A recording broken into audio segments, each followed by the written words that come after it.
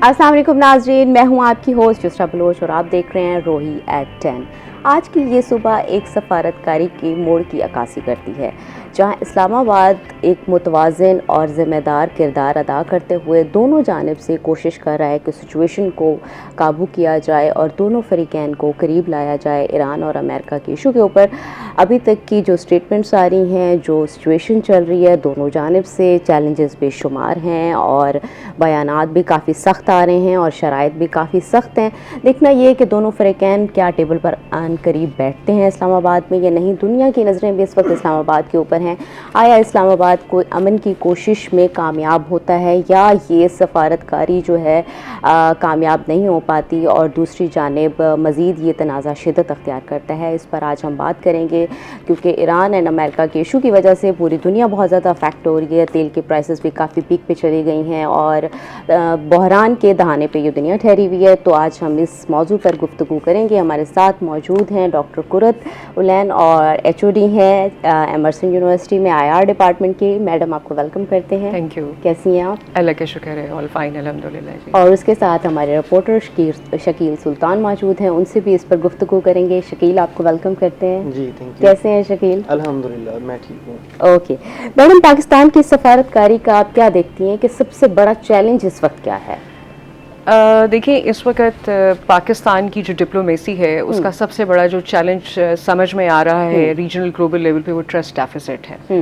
आपने देखा जैसे हमारे फील्ड मार्शल ने खुद भी ईरान विजिट किया और उसका ऑब्जेक्टिव यही था कि जो ट्रस्ट लैक कर रहा है ईरान और अमेरिका की निगोसिएशंस में, उसको किसी तरीके से उस ट्रस्ट गैप को फिल किया जाए। ट्रस्ट डेफिसिट डेवलप करने की या डेवलप होने की एक सबसे बड़ी रीज़न ये है कि जो एक शर्त है, पोस्टुलेट है एक पीस एग्रीमेंट का, वो है डिसआर्मामेंट। ईरान को ये कहा जा रहा है कि वो अपनी जो न्यूक्लियर वेपन्स हैं वो ना बनाए या उनकी जो डेवलपमेंट है वो रोक दे या अपने आप को डिसआर्म कर ले। तो इस जगह पर ईरान और USA के दरमियान एक ट्रस्ट डेफिसिट हमें नज़र आ रहा है और दोनों स्टेट्स एक दूसरे के ऊपर ट्रस्ट करने को तैयार नहीं है। ईरान का पर्सपेक्टिव अगर हम देखें या ईरानियन परसेप्शन देखें तो हमें ये नज़र आता है कि पहले जिस तरीके से ईरान के ऊपर अटैक्स हुए, उनके सुप्रीम लीडर की असैसिनेशन हुई, ये सारी चीज़ें अगर मद्देनज़र रखा जाए तो Iran is may be having a sort of a fear कि अगर वो अपनी न्यूक्लियर डेवलपमेंट को स्टॉप कर देता है तो what will be the near futures perspective region के अंदर ईरान किस हद तक सिक्योर होगा।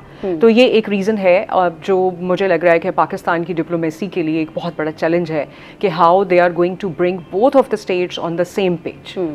अच्छा मैडम, आपने समझती कि जो ईरान का फियर है एक जेन्युइन फियर है, क्योंकि 2015 में भी एक मुआहदा हुआ था JCPO का, उसके बाद उसको भी उन्होंने इसी प्रेसिडेंट ने जो डोनाल्ड ट्रंप है उन्होंने 2018 में ख़त्म कर दिया। एंड देन 2026 में अभी फिर हम देख रहे हैं कि आन करीब वैसा नहीं होगा तो उससे मिलता जुलता ही कुछ मुआहदा हो सकता है, एग्रीमेंट अगर हुआ तो ईरान का अदम एतमाद ये कैसे ख़त्म होगा? एक मुआहदा और इसी प्रेसिडेंट ने तोड़ा है, पिछली गवर्नमेंट ने किया है, तो अब नेक्स्ट इलेक्शन आने वाले हैं, इसका क्या प्रूव है कि फिर नेक्स्ट गवर्नमेंट आए वो उसको आगे लेके चलती भी है कि नहीं लेके चलती? क्या सिचुएशन? एग्जैक्टली यही रीज़न है जो पॉलिटिकल सिनेरियो चेंज हो रहा है ग्लोबली भी, यूनाइटेड स्टेट्स ऑफ अमेरिका के अंदर भी, उस सारी चीज़ों को। और अगर आप मिडल ईस्ट के अंदर भी देखें, जिस तरीके से USA की प्रेजेंस है मिडल ईस्ट के अंदर, उसके अलावा जो इजराइल और यूनाइटेड स्टेट्स ऑफ अमेरिका का एलायंस है, ये वो चीज़ें हैं जो मुझे ऐसा महसूस होता है कि इस ट्रस्ट को रिज्यूम करने में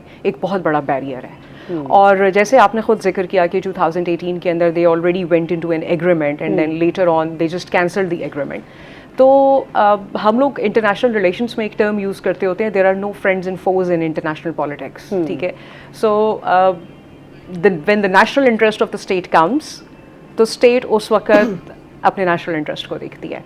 तो आई गेस कि United States of America being a super power उस एंगल से चल रहा है और ईरान जो है वो अब ट्रस्ट लैक कर रहा है कि what if I am going to sign an agreement and what if I am going to be attacked again, then I will be having nothing in my hands to save myself. अच्छा madam, ये भी खबरों में आ रहा है, Donald Trump की जानिब से स्टेटमेंट्स भी कुछ इस तरह की दी जा रही हैं कि एग्रीमेंट के अलावा ईरान के पास कोई ऑप्शन नहीं मौजूद। तो उसके ऊपर आपका क्या टेक है कि क्या ऑप्शन है, क्या नहीं है, क्या उनकी डिसीजन मेकिंग में क्या गवर्नमेंट उनकी डिसीजन लेगी? IRGC वहाँ पर काफ़ी एक्टिव है। Exactly. तो वो लेगी, क्या सिचुएशन किस तरफ जाती हुई आप देख रहे हैं? बिल्कुल, ये बड़ा आपका एक सॉलिड और वैलिड क्वेश्चन है। मेरा ज़ाती ख्याल ये है कि ईरान बिल्कुल भी वीकर पोजीशन के ऊपर नहीं है। अगर ईरान वीकर पोजीशन के ऊपर होता तो आज से बहुत पहले ईरान जो है वो अंडर अटैक होता यूनाइटेड स्टेट्स ऑफ अमेरिका के। हमारे सामने मिडल ईस्ट के अंदर किस तरीके से इराक और वो सारे जो दूसरे ऑयल रिच स्टेट्स हैं, how they have been sort of a victim, I will say, of the big powers, specifically United States of America. आपके सामने गल्फ वॉर 1 है, गल्फ वॉर 2 है। सबसे पहली चीज़ तो ये है कि Iran is one of the top 5 oil producing states. दूसरी चीज़ ये है कि रीजन के अंदर जो चाय Russian alliance means China and Russia's alliance, okay, that is providing a very strong support to Iran. So Iran is not standing alone. Rather, United States of America seems to be standing alone. क्योंकि इस वक्त कोई भी NATO state जो है वो United States of America को उस तरह से सपोर्ट करने को तैयार नहीं है। तो मेरा ख्याल ये भी एक रीज़न है कि today we can see that United States of America is interested in sitting on the bargaining table and the negotiation table. दूसरी चीज़ जो है वो Iran is having the capability to shake the global energy trade. Strait of Hormuz आपके सामने है। देखिए, सिर्फ ऑयल प्रोडक्शन इंपॉर्टेंट नहीं होती, उसकी सप्लाई भी इंपॉर्टेंट होती है। तो the supply is all dependent on the routes, and the routes in the Arabian Sea, you know, it's the Strait of Hormuz is one of the important passage and it's in the control of Iran. Okay, अच्छा, ये एक important passage है जैसे कि आप कह रही हैं। अगर ये मुज़ाकरात की मेज़ पर बैठते हैं, ईरान का डेलीगेशन बैठता है, अमेरिका का डेलीगेशन बैठता है, तो उसके अगर वो उसके ऊपर एक ये कंडीशन रखते हैं कि यूरेनियम एनरिचमेंट को रिवर्स किया जाए, तो आपको क्या लगता है कि इसके ऊपर ईरान मुत्तफिक हो जाएगा? I am afraid not. Once again, I am going to say कि Iran is not going to do that, और मेरा ख्याल यही वो पॉइंट है जहाँ पर इनका डेडलॉक हुआ है। Because going into agreement about the uranium enrichment plant and disarming himself, I guess ये ईरान को बहुत वीकर पोजीशन पे ले जाएगा। Right now Iran weaker position पे नहीं है, लेकिन अगर ईरान ऐसा कोई एग्रीमेंट साइन कर लेता है तो Iran will be on the weaker position. Because आज भी आई वाज रीडिंग के जो इनके मिलिट्री चीफ हैं उन्होंने एक बयान दिया है कि जो मिडिल ईस्ट के अंदर लोग काम कर रहे हैं, they should better evacuate all the middle eastern states, because in case के अगर ये नेगोशिएशंस फेल हो जाती हैं तो Iran is going to retaliate back, right? So I think that this is particularly the point where the deadlock is, because मेरा personal राय ये है कि if I was the part of the diplomatic agent, so I won't be going for this. अच्छा madam, जब Iran ने पहले इनके round हुआ तो ईरान ने कहा कि पहले उन्होंने बयान दिया कि बुरी खबर है कि हमारी कोई डील नहीं हो सकी और हम बगैर मुआहदे के वापस जा रहे हैं।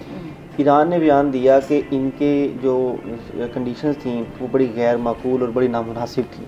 अब ईरान की जानिब से ये तो बड़े सख्त अल्फाज थे कि उनकी कंडीशंस ऐसी थी जो हमें बिल्कुल समझ नहीं आई। अब अमेरिका की जानिब से कहा जा रहा है कि हम बिल्कुल मुआहदे के करीब हैं, तो क्या अब अमेरिका की जानिब से कंडीशंस में कुछ तब्दीली की गई होगी, कुछ नरमी की गई होगी? ये पॉसिबिलिटी है, क्योंकि अगर हम इन नेगोशिएशन टॉक्स को देखें तो ये बहुत डीप इम्पैक्ट डालेंगी ग्लोबल ऑर्डर के ऊपर अगर ये सक्सेसफुल नहीं होती। सबसे पहले जो ऑर्डर डिस्टर्ब होगा वो पोलराइजेशन हो जाएगी।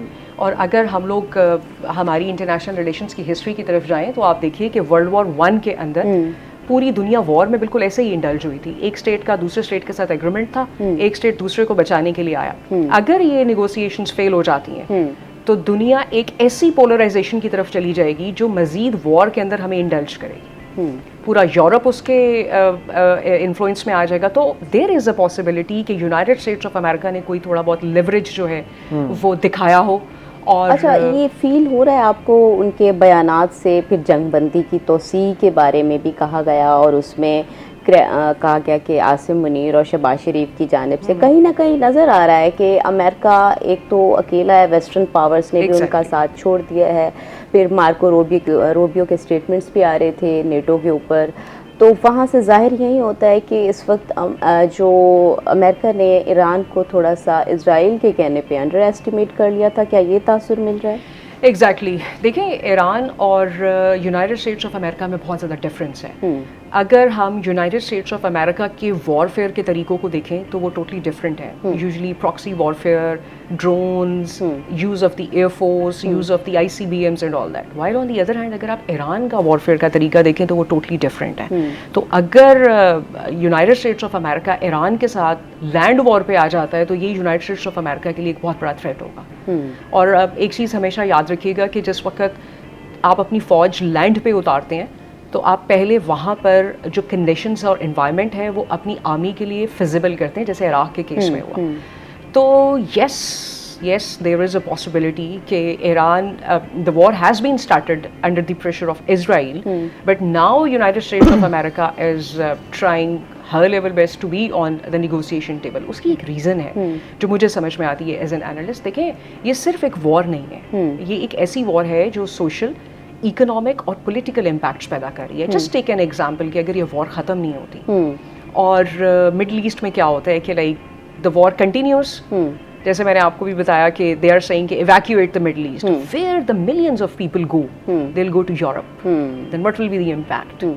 They are going to produce a huge social burden on the Europe, जो उनकी इकोनॉमी को इफेक्ट करेगा। On the other hand, आपके जो एनर्जी शॉक्स हैं वो आपकी इकोनॉमी को स्टेबल नहीं होने देंगे। So things are not that easy and simple as this seems to me. This is what I personally think. अच्छा, दूसरा मैडम ये भी थोड़ा इसमें आपका क्या टेक है कि एक तरफ तो अमेरिका के बयानात भी आ रहे हैं, दूसरी जानिब से भी बयानात आ रहे हैं, लेकिन कहीं ना कहीं एक ये भी तासुर मिल रहा है कि ईरान में जो गवर्नड है, दूसरी तरफ IRGC है, उनमें थोड़े कोई अंदरूनी इख्तलाफात की भी कुछ समझ आ रही है। कुछ अमेरिका की जानिब से भी इंडिकेशन दी गई कि उनके हालात अभी बेटर उस तरह से नहीं हैं। और दूसरा ये कि डेलीगेशन भेजने के ऊपर भी अभी कोई अनाउंसमेंट नहीं हुई कि कोई आएगा नहीं आएगा। और पाकिस्तान भी इसमें खासा मुतहरिक नज़र आ रहा है कि टेलीफोनिक राब्ते भी हो रहे हैं, उनसे बात करने की कोशिश भी की जा रही है। तो इसके ऊपर आपका क्या टेक है? देखिए, इसमें तो कोई शक की बात नहीं है कि ईरान के अंदर डिफरेंट एथनिक ग्रुप्स जो हैं वो एग्जिस्ट करते हैं, ठीक है, और उनके इश्यूज़ भी हो सकते हैं। बट जहाँ तक बात और ये एक इमेज क्रिएट किया जा रहा है कि there may be a sort of an instability in case of the Iran, तो मैं इसको इस एंगल से देखती हूँ कि it may be a sort of a psychological warfare. हम लोग जिसे आप कहते हैं ना कि दुश्मन के कैंप के अंदर डीमोटिवेशन फैलाने का एक जरिया भी हो सकता है इस किस्म की फॉल्स न्यूज़। तो yes, there is a possibility instability होगी अंदर। और लेकिन बात फिर मैं वही करूँगी कि Iran has always portrayed her nation, her state as a solid state, whatever internal conflicts they might be going through, लेकिन उन्होंने कभी ये साबित नहीं होने दिया ग्लोबल लेवल के ऊपर कि what sort of instability are they going through. There is a possibility. यहीं से स्टार्ट करते हैं। हमारे साथ एक कॉलर लाइन पर है। जी, अस्सलाम वालेकुम, कहाँ से बात कर रहे हैं और कौन बात कर रहे हैं? जी, बहावलपुर से बोल रहा हूँ जी, मोहम्मद हिलाल खान है। जी, क्या सवाल है आपका? जी, मेरा सवाल ये है, मैडम आपके पास सामने बैठी हुई है कि मैं तो ये पूछना चाहता हूँ उनसे कि ये फरमाएं कि हमारा ईरान और अमेरिका की जंग हम देख रहे हैं, पूरी दुनिया देख रही है। Pakistan is playing a very important role in order to create the peace. Right? For being a Muslim, Quran पाक में है inna al-mu'minina ikhwatun. Every Muslim is a brother of other Muslim. तो बाकी ममालिक इस्लामी ममालिक हैं, वो क्यों नहीं पार्टिसिपेट करते? वो क्यों नहीं हमारी ईरान के भाइयों के लिए, मुसलमान भाइयों के लिए अपनी आवाज उठाते? माजरत के साथ ठीक है, अमेरिका के साथ हर बंदे की इंटरनेशनल पॉलिसीज हैं, हम भी we are not puppet in the hands of any American government, but as far as the requirement of the I think clear justice, being a Muslim, हमें वो every Muslim of every country on international level to support to the Muslim people, क्योंकि ईरानी हम जितने बंदे बहुत हमारे मुसलमान वो जो कुछ उनके साथ हुआ है और मजीद होने वाला है, खुदा के लिए इस्लामी उम्मत के लिए भी पैगाम देना चाहें, मैडम से पूछें, कहेंगे जरा हमें बताएं। थैंक यू मैडम, सवाल आपने सुन लिया? ठीक है जी, बिल्कुल। ये जो क्वेश्चन आया है आपकी तरफ से, ये एक ऐसा सवाल है जो हर मुसलमान के दिल के अंदर है। और मेरा ख्याल है कि ये उस वक्त से हम सब इंक्लूडिंग मी, हम सब के दिलों के अंदर एग्जिस्ट कर रहे हैं जब से गज़ा के अंदर ह्यूमैनिटेरियन क्राइसिस स्टार्ट हुआ। अच्छा, अब इसके अंदर दो चीज़ें हैं। एक चीज़ तो ये है कि हम बीइंग अ मुस्लिम जब चीज़ों को देखते हैं तो हम थोड़ा इमोशनल उसमें देखते हैं। No doubt my heart bleeds when I see कि छोटे छोटे बच्चे जो हैं वो कफन में लिपटे हुए आते हैं। बट जब हम चीज़ों को स्टेट के परस्पेक्टिव से देखते हैं तो चीज़ें चेंज हो जाती हैं, ठीक है। तो अगर आप मिडल ईस्टर्न स्टेट्स को देखें कि वो खामोश क्यों हैं, जो पूरी एक बेल्ट है मुस्लिम स्टेट्स की, तो वहाँ पर फिर हमें स्टेट्स का इंटरेस्ट नज़र आता है। अब उसमें दो चीज़ें हैं, या तो आप एक मुस्लिम उम्मा बन जाएं, यूनाइट टुगेदर कर जाएं और बिल्कुल कॉन्सेप्ट ऑफ स्टेट को ख़त्म कर दें। बट जिस वक्त आप कॉन्सेप्ट ऑफ स्टेट को लेकर चलते हैं ना, उस वक्त फिर आपको अपने नेशनल इंटरेस्ट को मद्देनज़र रखना पड़ता है। तो बीइंग अ मुस्लिम, यस, हम सब का दिल जो है वो रोता है, बट बीइंग अ स्टेट जब हम चीज़ों को देखते हैं तो चूँकि हमारे इंटरेस्ट चेंज हो जाते हैं। तो जैसे let me share an experience. I don't know you have enough time or not. Once I was having a conversation with a very high profile army officer and he gave a very good answer कि why Pakistani army is not going to Palestine, right? So the point is कि मैं इन साहब को भी ये बताना चाहूँगी कि देखें, हमारी अपनी पूरी ईस्टर्न बेल्ट के ऊपर इतना बड़ा दुश्मन बैठा हुआ है, हमारी पूरी वेस्टर्न बेल्ट सिक्योर नहीं है। तो how can we leave those belts and go back to save some other state? Go back to save others place. That is the reason. अभी हम जाते हैं एक छोटी सी ब्रेक पे, ब्रेक से वापस आते हैं तो मज़ीद मैडम से गुफ्तगू कंटिन्यू करेंगे, हमारे साथ रहिएगा। वेलकम बैक नाजरीन, हम ईरान और अमेरिका के इशू के ऊपर बात कर रहे थे। हमारे साथ शकील सुल्तान मौजूद हैं। शकील से जानने की कोशिश करते हैं। शकील, आप डेफिनेटली मीडिया में काम भी करते हैं और काफ़ी एक्सपीरियंस भी है आपका, तो अच्छा, मीडिया के रोल को इस तनाजुर में आप कैसे देख रहे हैं कि मीडिया किस तरह का रोल प्ले कर रहा है? अच्छा, मीडिया ने फर्स्ट टाइम तब मीडिया का रोल ज़्यादा एक्टिवली सामने आया जब पाकिस्तान और भारत की जंग स्टार्ट हुई थी। तो उस टाइम में लोगों को दोबारा से एहसास हुआ कि इस वक्त जो मुस्तनिद मीडिया है, जिसमें कोई अखबार है या टेलीविज़न चैनल है, ये कितने इम्पोर्टेंट होते हैं इस तरह की सिचुएशंस में। क्योंकि लोग ये समझने लगे थे कि अब सोशल मीडिया है, सबके हाथ में फ़ोन है, तो बस सब कुछ हमें सोशल मीडिया पे घर बैठे स्क्रॉल करते मिल रहा है, तो बस यही काफ़ी है। लेकिन जब जंग के दिनों में लोगों को हर लम्हा अपडेट चाहिए होती है, तो सोशल मीडिया पे आपको पता है कोई भी कुछ भी लिख देता है और फिर एक बड़ी ऑडियंस उसको मान लेती है, सेव कर लेती है, शेयर कर लेती है। तो उस टाइम में हम लोग जब जंग हुई तो हम रिपोर्ट कर रहे थे जगह जगह से, ठीक है, और उन दिनों काफ़ी सख्ती भी हो जाती है कि आपने ये रिपोर्ट करना है, ये रिपोर्ट नहीं करना। फिर सैलाब आया, सैलाब के दिनों में मीडिया का बड़ा रोल है। अब फिर ईरान और अमेरिका की जब जंग स्टार्ट हुई तो फिर सब लोगों की नज़रें दोबारा टीवी पर रहने लगी। अब टीवी पर जो एंकर बैठा है, जिस तरह आप सवाल कर रही हैं और लोगों तक मालूमात पहुँचा रही हैं, हम रिपोर्टर्स हैं, हम फील्ड में होते हैं, हम लोगों के पास जा रहे होते हैं, हम मुख्तलिफ एक्सपर्ट्स के पास जा रहे होते हैं।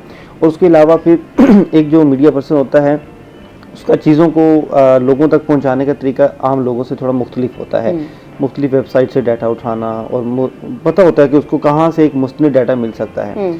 फिर आते हैं मुज़ाकरात की तरफ।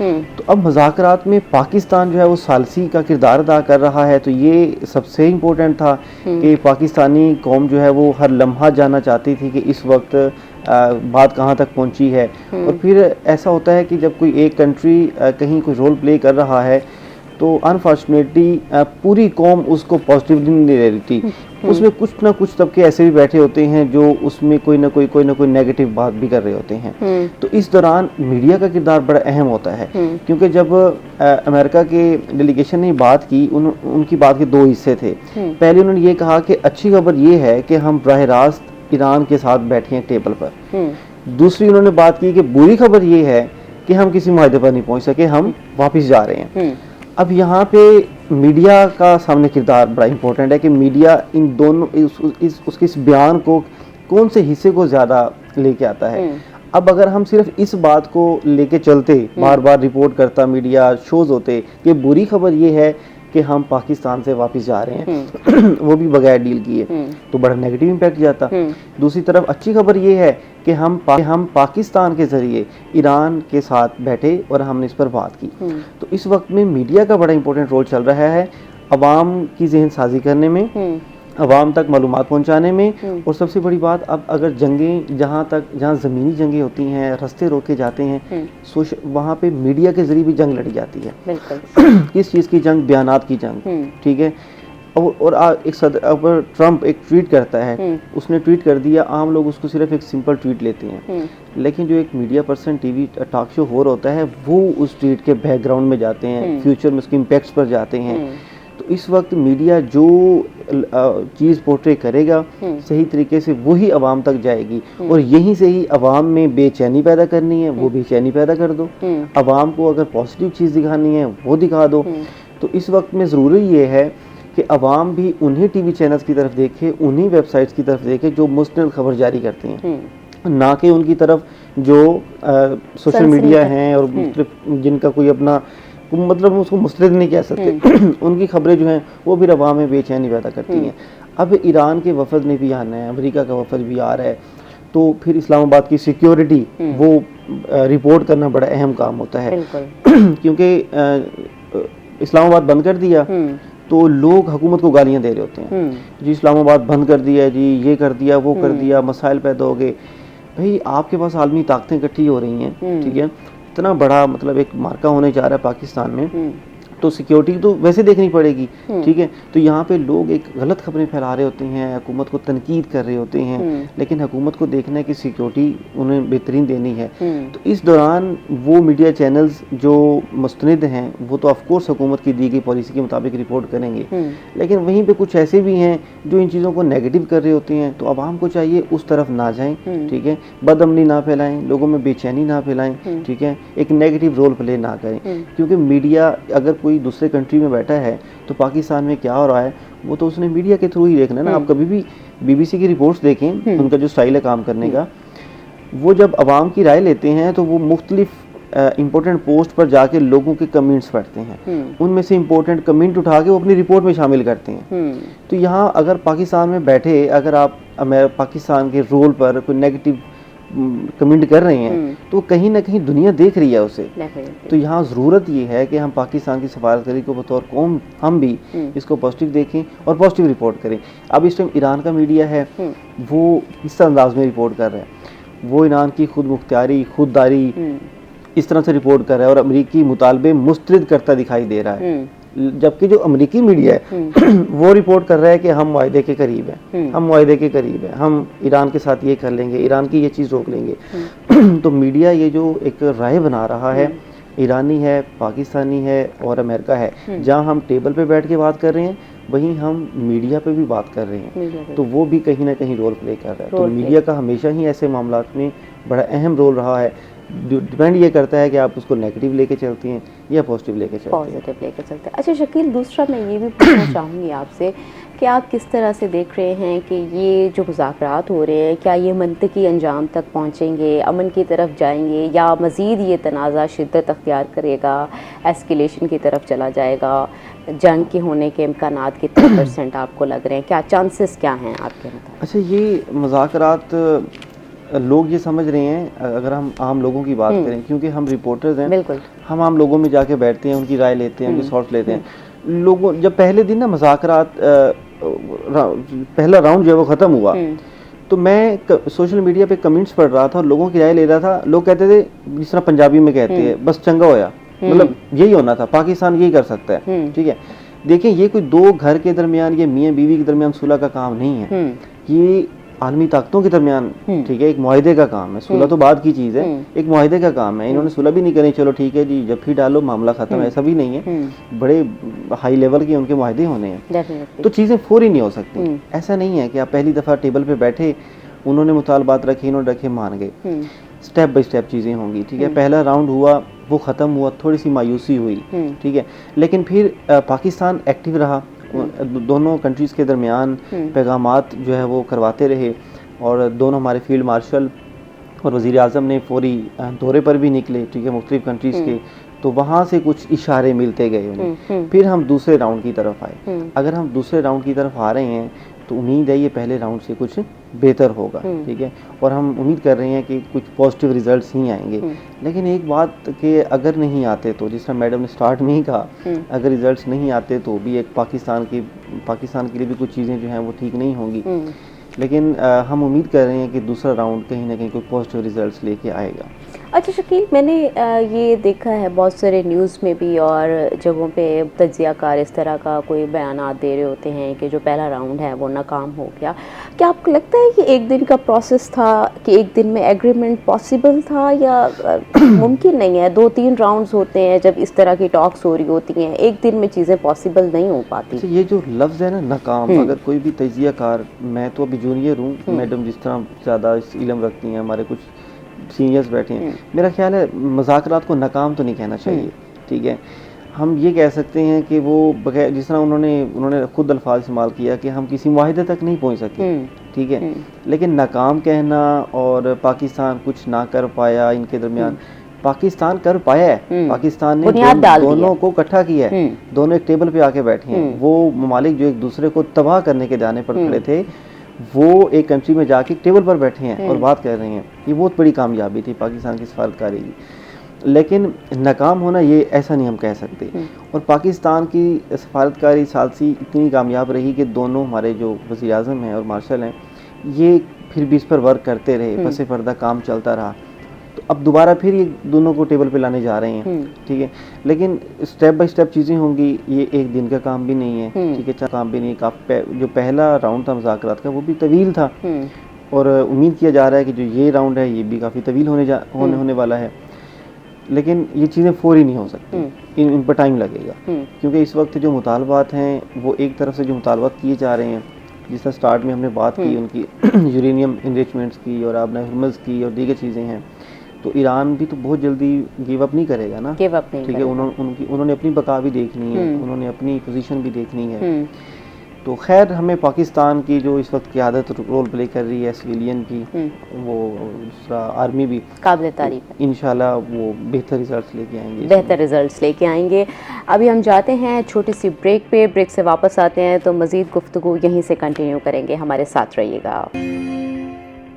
वेलकम बैक नाजरीन, हम ईरान और अमेरिका के इशू के ऊपर बात कर रहे थे। हमारे साथ मैडम गुरतुलैन मौजूद हैं।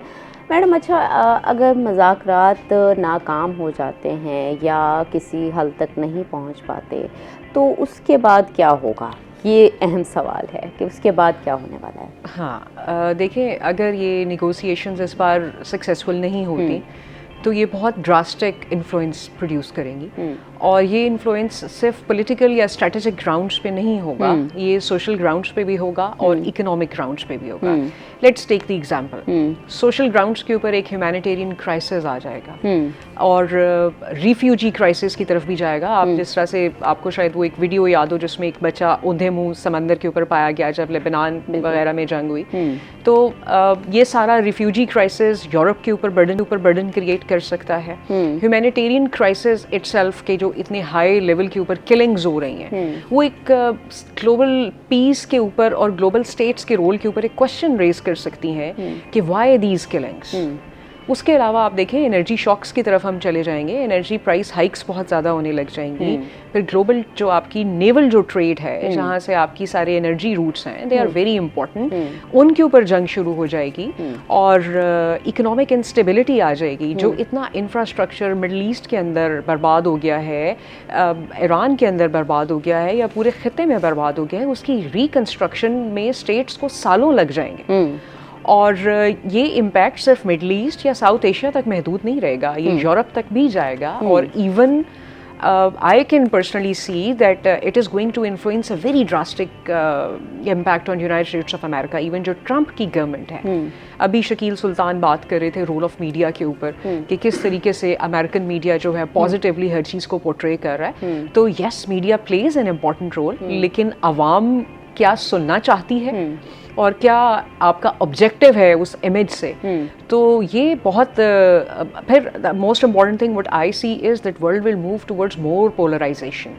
ये जो स्टेट्स के छोटे छोटे अलायंसेस और ग्रुप्स बन जाएंगे ना रीजनल लेवल के ऊपर, ये पूरी स्टेट के अंदर एक पूरी ग्लोबल सिनेरियो में एक सिक्योरिटी डायलेमा क्रिएट कर देंगे, वो वहाँ पर इश्यूज होंगे। ओके अच्छा मैडम, उसके बाद डेफिनेटली जब ये मुज़ाकरात अगर नाकाम हुए तो मज़ीद सैंक्शंस का सामना ईरान को रहेगा। जब सैंक्शंस लगेंगे डेफिनेटली ईरान की इकॉनमी पहले भी काफ़ी मसाइल का शिकार है, उसके बाद मज़ीद मसाइल का शिकार। तो क्या लगता है कि ईरान इसके ऊपर अभी भी कुछ सोचने के, कुछ टेबल की टॉक पर आने का कुछ सोचेगा, या उनकी अंदरूनी क़ुव्वतें जैसे कि IRGC है उसकी तरफ से काफ़ी ज़्यादा प्रेशर है जिसकी वजह से वो टेबल पर नहीं बैठ रहे? जी बिल्कुल पॉसिबिलिटी है फ्यूचर के अंदर। देखें अभी शकील ने बात की कि कोई भी टॉक्स जो होते हैं, बीइंग एन एनालिस्ट या इंटरनेशनल रिलेशंस का specialist, I will never say कि they fail, they are always a first step towards another leap. Okay, तो अगर अभी भी ये मुज़ाकरात नाकाम होते हैं तो भी the doors are still open, और इसमें मैं अप्रिशिएट करूंगी पाकिस्तानी गवर्नमेंट और specifically the role of the Pakistan army. हम लोगों ने जिस तरीके से ग्लोबली और रीजनली अपनी डिप्लोमेटिक प्रेजेंस शो की है, इसने पाकिस्तान को बहुत पॉजिटिव इमेज की तरफ लेके जाने में एक रोल प्ले किया। तो आई गेस कि जिस तरीके से हमारी गवर्नमेंट और हमारे फील्ड मार्शल साहब कोशिश कर रहे हैं, they are trying their level best, तो पॉसिबिलिटी है कि we can move towards a more positive approach and we can move toward another round of negotiations in case God forbid अगर ये वाली सेकेंड राउंड जो है वो फेल हो जाता है। तो I can see that yes there can be a soft corner maybe towards Iran from America side and from Iran side towards America. अच्छा मैडम, आपको क्या लगता है कि ईरान को इस टाइम जो करंट सिचुएशन है उसके अकॉर्डिंगली ये लग रहा है कि वो विनिंग सिचुएशन में है, इस टाइम एक ऐसी पोजीशन में है? देखिए ईरान को शायद ये दो रीजंस की बिना पर फील हो रहा है। एक तो ये है कि United States of America is too far from Iran, and Iran, United States of America has to use the bases in Middle East, and Iran is already having his hands on those bases, you know that. Secondly, जो चीज़ Iran की position को बहुत ज़्यादा मुस्तहकम कर रही है वो Iran का रोल है एनर्जी पॉलिटिक्स के अंदर। तो ये दो चीज़ें हैं जिसने ईरान को बहुत स्ट्रॉन्गर पोजीशन पे रखा हुआ है। देखिए अमेरिका जैसी सुपर पावर अगर निगोशिएशंस की तरफ आ रही है, बार्गेनिंग टेबल पे आ रही है, तो डेफिनेटली उसके पीछे कोई तो ऐसी रीज़न होगी ना। तो दूसरी चीज़ ये है कि अगर आप रीजनल सिनेरियो को उठा के देखें तो उस रीजनल सिनेरियो में भी हमें ईरान अकेला नहीं नज़र आता। ईरान के पीछे भी आपको एक मल्टी पोलर पावर स्ट्रक्चर नज़र आता है जिसमें चाइना है जो एक इकोनॉमिक जाइंट है, रशिया है, और बहुत से स्टेट्स हैं जो ईरान को सपोर्ट कर रहे हैं। अच्छा मैडम, इसमें अक़वाम मुत्तहिदा का किरदार आप किस तरह से देखती हैं कि कैसा रहा है? आई गेस यूनाइटेड नेशंस का रोल हमें सोशल ग्राउंड्स के ऊपर तो नज़र आया, बट अगर हम इसको पॉलिटिकली या स्ट्रेटजिकली देखें तो यूनाइटेड नेशंस के अंदर जिस तरीके से हम लोगों को सिक्योरिटी काउंसिल की मीटिंग्स होनी चाहिए थी, रेजोल्यूशंस पास होनी चाहिए थी, उस तरीके से हम लोगों को कोई फ्रूटफुल आउटपुट नज़र नहीं आया। Rather I will appreciate the Pakistani government जिन्होंने शायद उसके रोल को खुद प्ले किया और बहुत बेहतर अंदाज में जो हमारी पीस टॉक्स हैं उनको लेके चलने की कोशिश की। अच्छा शकील, आप अक़वाम मुत्तहिदा के किरदार को किस तरह से देखते हैं कि इस सारी सिचुएशन में क्या किरदार उनका वैसे एक्टिवली उन्होंने रोल प्ले किया कि नहीं किया? अच्छा, मैं वेबसाइट्स से कुछ डाटा कलेक्ट कर रहा था। वो मेरी जो सर्च थी वो ये थी कि ये जो जंग में अगर मुसलसल ताख़ीर होती है या अगर मज़ीद दोबारा तनाव बढ़ जाता है तो दुनिया क्या क्या असरात देखेगी, उसके क्या क्या नतीजे होंगे। उसमें कुछ अक़वाम मुत्तहिदा की रिपोर्ट्स मेरे सामने आई, उनके कुछ जो मुख्तलिफ विंग्स हैं उनके, वो जो देख रहे होते हैं फूड के हवाले से, इन्फ्लेशन के हवाले से, तमाम चीज़ों के हवाले से। तो मेरा ख्याल है जब मजबूत रियासतों के दरमियान लड़ाई होती है ना तो वो फिर अपनी मर्ज़ी से चलते हैं, वो किसी के कहने पर या कोई उनके ऊपर बैठे होते हैं कहने पर रुक नहीं रहे होते। अभी इतना ख़ास जो एक रोल जिस तरह से पाकिस्तान ने प्ले किया है दरमियान में आके, उस तरह से एक रोल तो हमें सामने नहीं मिला, ठीक है, लेकिन वो दरमियान में साथ साथ इशारे देते रहे, ठीक है, उनके मुख्तलिफ डिपार्टमेंट्स के ये हो जाएगा वो हो जाएगा, ठीक है। जिस तरह उनकी एक रिपोर्ट अक़वाम मुत्तहिदा ने जारी की कि अगर ये मुसलसल ताख़ीर चलती है, इसमें ये दोबारा तनाव आता है तो एक दुनिया जो है वो एक ग़िज़ाई बहरान जो है वो उसका सामना करेगी। क्योंकि जब भी जंग होती है अगर हम इन्हीं की जंग की बात करें तो सबसे पहला जो असर हमने देखा वो महंगाई का था, और वो क्या था? फ्यूल। ठीक है, फ्यूल महंगा हुआ, और उससे फ्यूल इस कदर महंगा हुआ कि आम किसान जो एक्सपेक्टेशन लगा के बैठा था कि मेरी अब जो फसल है वो इतनी उतरेगी, ठीक है, उसके इतने एक्सपेंसेस होंगे, इससे मैं आगे ये प्लान करूँगा। लेकिन अब जितनी महंगाई हुई तो किसान अगर इसी तरह ये चीज़ें चलती रहती हैं तो नेक्स्ट ईयर तक वो चीज़ें नहीं कर पाएगा जिस तरह से पहले वो एक्सपेक्टेशन कर रहा था। तो मैंने कुछ अक़वाम मुत्तहिदा की तरह की रिपोर्ट्स देखी, ठीक है, जिसमें वो अलार्म कर रहे थे, बार बार वार्न कर रहे थे कि भाई ये हो जाएगा, वो हो जाएगा, लेकिन बहुत ज़्यादा मैंने रोल उनका दोनों वार्न करते रहिए अक़वाम मुत्तहिदा। तो अभी हम नाज़रीन जाते हैं एक छोटी सी ब्रेक पे, ब्रेक से वापस आते हैं तो मज़ीद गुफ्तगू यहीं से कंटिन्यू करते हैं, हमारे साथ रहिएगा। वेलकम बैक नाज़रीन, हम ईरान और अमेरिका के इशू के ऊपर बात कर रहे थे। हमारे साथ मौजूद हैं मैडम कुरतुलैन। अच्छा मैडम, जो ईरान के ऊपर फ्यूचर में पाबंदियाँ लग सकती हैं अगर ये डायलॉग कामयाब नहीं होते, तो क्या ईरान उनका मौसर जवाब देने का वो रखता है? जी, आप ये देखिए कि ईरान पिछले कई सालों से सैंक्शंस के साथ सरवाइव कर रहा है, और अगर हम ईरान की रिटेलिएशन देखें जो स्ट्रेटेजिक रिटेलिएशन ईरान ने करंट वॉर में दिखाई है, तो उससे ये बिल्कुल साबित नहीं होता कि सैंक्शंस ने ईरान को कहीं बैकवर्ड कर दिया या ईरान की मिलिट्री डेवलपमेंट या इकोनॉमिक डेवलपमेंट किसी से पीछे है। तो डेफिनेटली ईरान के जो बारगेनिंग टेबल पे आके बैठने वाले डिप्लोमैट्स हैं या जो ईरान की हाई कमांड है, उनके जहन में ये चीज़ होगी कि अगर हमारे ऊपर सैंक्शंस लग सकती हैं तो what will be the way forward. But I don't think that sanctions are going to influence Iran that much जैसा कि हमें नज़र आ रहा है। मेरा ज़ाती ख्याल ये है कि अगर ये नेगोशिएशंस कामयाब नहीं भी होती तो फ्यूचर में यूनाइटेड स्टेट्स ऑफ अमेरिका को बहुत वायलेंट और हार्ड पावर वाली पॉलिसी अडॉप्ट करने के बजाय towards Iran soft policy adopt करनी चाहिए, ताकि फ्यूचर के अंदर इस किस्म का जो ह्यूमैनिटेरियन क्राइसिस है उससे बचा जा सके।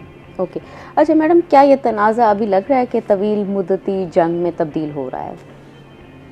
देखिए, ये डिपेंड करता है। अगर आपकी जो निगोसिएशन चल रही हैं जिसमें पाकिस्तान लगा हुआ है वो उसका सेकेंड राउंड भी सक्सेसफुल नहीं होता, तो then we are going to see that what next, are they going for the third round और नॉट। देखिए, फाइनली तो they have to go towards the peace, because अगर ये आज इसको यहाँ नहीं रोकेंगे तो आने वाले चंद महीनों में देयर इज़ अ पॉसिबिलिटी कि पूरी वर्ल्ड इसमें इंडल्ज हो जाए। अगर मिलिट्रली नहीं होगी तो इकोनॉमिकली ज़रूर हो जाएगी। आज यूरोपियन स्टेट्स, चाइना, रशिया अगर खामोश बैठे हुए हैं तो इसलिए खामोश हैं कि still they are not going under the influence of the economic impact जो ये जंग पैदा करने वाली है, जो बहरान ये पैदा करने वाले हैं। आपके सामने है ऑयल प्राइसेस कहाँ से कहाँ पहुँच गई, और बिलीव मी कि जिस वक्त ऑयल क्राइसिस आता है तो एक नेशन इफेक्ट होती है, developed state, underdeveloped state, third world state, हर मुल्क इफेक्ट होता है। तो कोई भी मुल्क ये नहीं चाहेगा कि ये जंग तवील हो।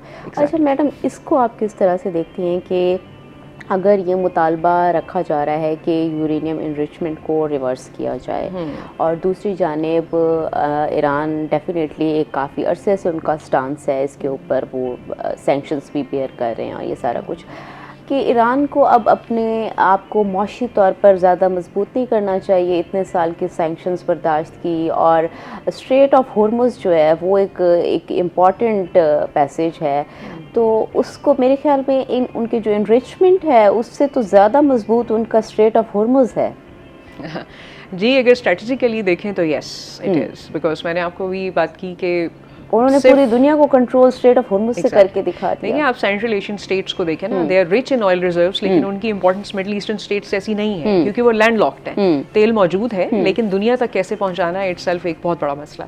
तो जो आपके नेवल ट्रेड रूट्स को कंट्रोल कर रहा है वो नेवल। मैडम कॉल ले लेते हैं, हमारे साथ लाइन पर एक कॉलर हैं। जी अस्सलाम वालेकुम, कहाँ से बात कर रहे हैं और कौन बात कर रहे हैं? जी, मैं मोहम्मद हिलाल खान बोल रहा हूँ बहावलपुर से। मोहम्मद हिलाल खान बोल रहा हूँ जी बहावलपुर से। जी जी, सवाल कीजिएगा आप। जी, पहले तो मैं आपका शुक्रिया अदा करता हूँ मैडम डॉक्टर कुरतुलैन साहबा का। माशाल्लाह बड़ा खूबसूरत बात कर रही हैं अमेरिका और ईरान की जंग के हवाले से। मैं मैडम साहबा से पूछना चाहता हूँ, माशाल्लाह इनका बड़ा रिच एक्सपीरियंस है और ये हमारे लिए, मैं समझता हूँ कि ये एक साया रहमत है इनकी गुफ्तगू जो है हमारे लिए। और ये पूछना चाहता हूँ कि अगर अमेरिका की और ईरान की दोबारा जंग हो जाती है और रात नाकाम हो जाते हैं, क्या मुस्तकबिल करीब में पाकिस्तान को एक तो है हमें हमारा ये जो महंगाई का जो तलवार हमारी कदम पर लटक रही है, जिससे हमारी देखिए तेल की आम कीमतें कहाँ चली गई हैं। इसके अलावा मैं ये पूछना चाहता हूँ कि क्या पॉलिटिकली तौर पर भी क्या कल को हम, क्योंकि इजराइल हम पाकिस्तान पर भी हमला कर सकता है, being as a Muslim I think country, number 1। Number 2, दूसरा मेरा क्वेश्चन डॉक्टर साहब ये है कि पाकिस्तान के लिए पाकिस्तान के मुस्तकबिल में क्या मफादात है कि उनका कोई नुकसान पहुंचा सकेगा इजराइल को। हम आपको पता है हमारा, हम क्योंकि अमेरिका की तरह अलाइक है, हम अपना कुरेशन भी है कुछ कहने, और हम लोग इस वक्त पाकिस्तान जो रोल अदा कर रहा है इसमें कोई शक नहीं, पूरी दुनिया की निगाहें हमारे मुल्क की हुकूमत पर है, और हमारे मियां नवाज शरीफ साहब, हमारे चीफ आबी स्टाफ साहब और सारे वज़ीर ख़ारजा साथ और government of Punjab. Okay, thank you very much. आपका सवाल आ गया है, तो मैडम इसका आप क्या जवाब देंगे? देखिए, पहले क्वेश्चन का जो पार्ट है वो ये है कि इजराइल और पाकिस्तान की जो इसमें रोल क्या है पाकिस्तान का। तो as a Muslim state Pakistan as a state तो रोल प्ले कर रहा है अपना। देखिए, जो मैं इस सिनेरियो को देखती हूँ वो एक पर्सपेक्टिव डिफरेंस से देखती हूँ।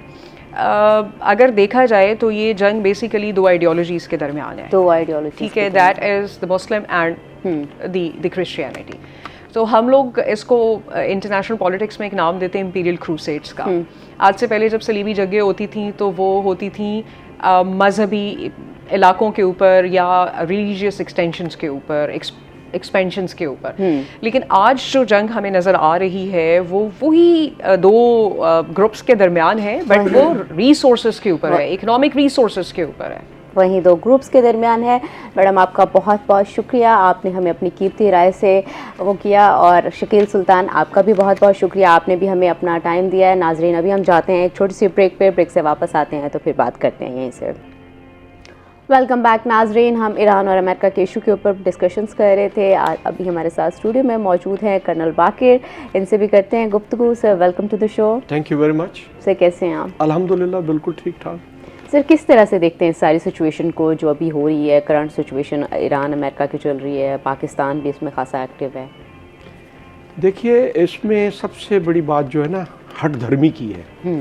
ठीक है जी, माइट इज़ राइट वाली अप्रोच है, और इस वजह से इसमें बहुत ज़्यादा नुकसान जीसीसी कंट्रीज़ को होगा, जो हमारे गल्फ़ कोऑपरेशन वाले हैं, क्योंकि अगर ये उस अमेरिकन या इजराइलियों पे प्रेशर नहीं डालेंगे तो ये जो हमारा ये एरिया है ये इसी तरह उबलता रहेगा, एक बात। नंबर 2 बात ये है कि ईरान ने जिस तरीके से पिछले 47 साल में प्रिपरेशन की है इनकलाब ईरान के बाद जो इमाम खुमैनी के थ्रू आया था, तो तैयारी जो है इजराइल की इंटेंशंस और ईरान की प्रिपरेशन वो बिल्कुल अब वक्त के साथ साथ वाज़े होती चली।